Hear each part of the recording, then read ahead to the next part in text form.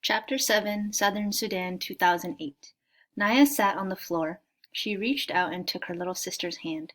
Akir did not seem to notice. She lay curled on her side, hardly moving, silent except for an occasional whimper. Her silence frightened Naya. Only 2 days earlier, Akir had complained noisily and at length about the pains in her stomach. Naya had been annoyed by all the whining. Now she felt guilty, for she could see that her sister no longer had enough strength to complain. Naya knew many people who suffered from the same illness, first cramps and stomachache and diarrhea, sometimes fever too. Most of the adults and other children who fell ill recovered at least enough to work again, although they might continue to suffer off and on for years. For the elderly and for small children, the illness could be dangerous. Unable to hold anything in their systems, many of them starved to death, even with food right in front of them. Naya's uncle, the chief of their village, knew of a medical clinic a few days' walk away. He told Naya's family that if they could take Akir there, doctors would give her medicine to help her get better. But a trip like that would be very difficult for Akir. Should they stay at the camp and let her rest so she might heal on her own? Or should they begin the long, hard walk and hope they reached help in time? Southern Sudan, 1985. The walking began again. Salva shook with terror inside and out. He clung to Uncle like a baby or a little boy, hanging onto his hand or shirt tail when he could, never letting Uncle get farther than an arm's length away. He looked around constantly. Every movement in the grass was a lion stalking, every stillness a lion waiting to spring. Mariel was gone, vanished into the night. He would never have wandered away from the group on his own. His disappearance could only mean one thing. Lion. A lion had been hungry enough to approach the group as they slept. A few men had been keeping watch, but in the dark of night, the wind rippling through the long grass, the lion could easily have crept close without being seen. It had sought out prey that was small and motionless, Mariel sleeping. It had taken him away, leaving only a few splotches of blood near the path. If it hadn't been for Uncle, Salva might have gone crazy with fear. Uncle spoke to him all morning in a steady, low voice. Salva, I have a gun. I will shoot any lion that comes near. Salva, I will stay awake tonight and keep watch. Salva, we will soon be out of lion country. Everything will be all right. Listening to Uncle, hurrying to stay close to him, Salva was able to make his feet move despite the cold terror throughout his whole body. But nothing was all right.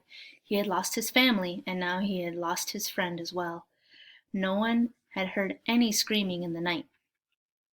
Salva hoped with all his heart that the lion had killed Mariel instantly, that his friend hadn't had time to feel fear or pain. The landscape grew greener, the air smelled of water. The Nile, Uncle said. We will soon come to the Nile River and cross the other side. The Nile, the longest river in the world, the mother of all life in Sudan. Uncle explained that they would come to the river at one of its broadest stretches. It will not even look like a river. It will look like a big lake. We will spend a long time crossing to the other side. And what is on the other side? Salva whispered, still fearful. Desert, Uncle answered, and after that, Ethiopia. Salva's eyes filled with tears. Mariel had been right about Ethiopia. How I wish he were here so I could tell him I was wrong. Salva stood on the bank of the Nile. Here, as Uncle had said, the river formed a big lake. The group would cross the Nile in boats, Uncle said. It would take a whole day to reach the islands in the middle of the lake, and another day to get to the far shore. Salva frowned. He saw no boats anywhere. Uncle smiled at Salva's puzzled expression. What, you didn't bring your own boat? He said. Then I hope you are a good swimmer. Salva lowered his head. He knew that Uncle was teasing, but he felt so tired.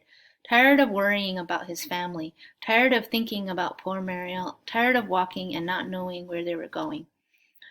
The least Uncle could do was tell him the truth about the boats.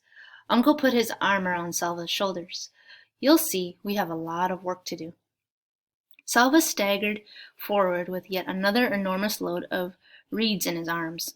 Everyone was busy. Some people were cutting down the tall papyrus grass by the water's edge. Others, like Salva, gathered up the cut stalks and took them to the boat builders. Among the group were a few people whose home villages had been near rivers or lakes. They knew how to tie the reeds together and weave them cleverly to form shallow canoes. Everyone worked quickly, although there was no way of knowing whether they had to hurry or not, no way of knowing how near the war was. The fighting could be miles away, or a plane carrying bombs could fly overhead at any moment.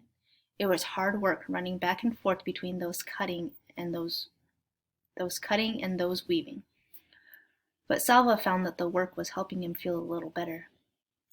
He was too busy to worry much. Doing something, even carrying big, awkward piles of slippery reeds, was better than doing nothing. Every time Salva delivered a load of reeds, he would pause for a few moments to admire the skills of the boat builders.